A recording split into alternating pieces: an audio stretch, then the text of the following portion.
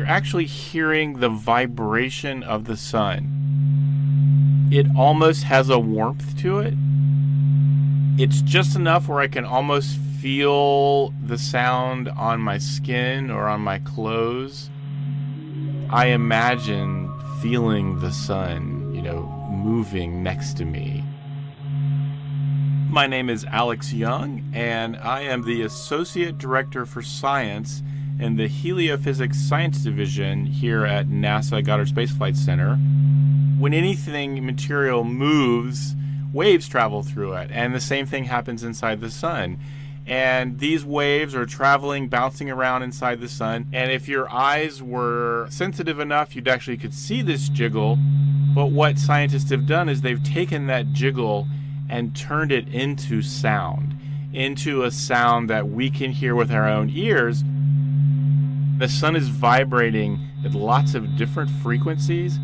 And one of the things that's pretty cool about that is we can use those vibrations in the sun to look inside the sun. We don't have straightforward ways to look inside the sun. I mean, we don't have a microscope to zoom inside the sun.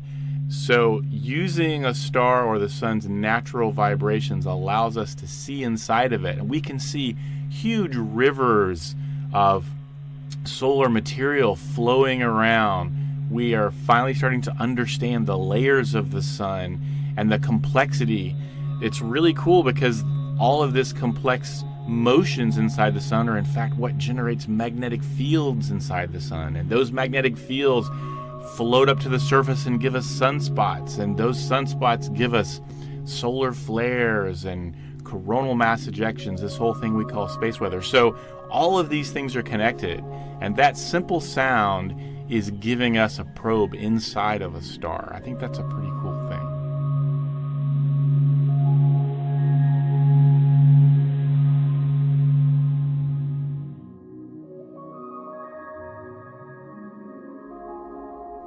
The dynamic imagery and sounds of the sun are on display at the NASA Goddard Visitor Center in Greenbelt, Maryland. Solarium is an immersive art installation that transports visitors into the heart of our solar system. This story was produced right here at Goddard by Katie Atkinson and Michaela Sosby. The sounds you heard in this piece were sonified by the Stanford Experimental Physics Lab. The data comes from the Solar and Heliospheric Observatory, a collaboration between the European Space Agency and NASA.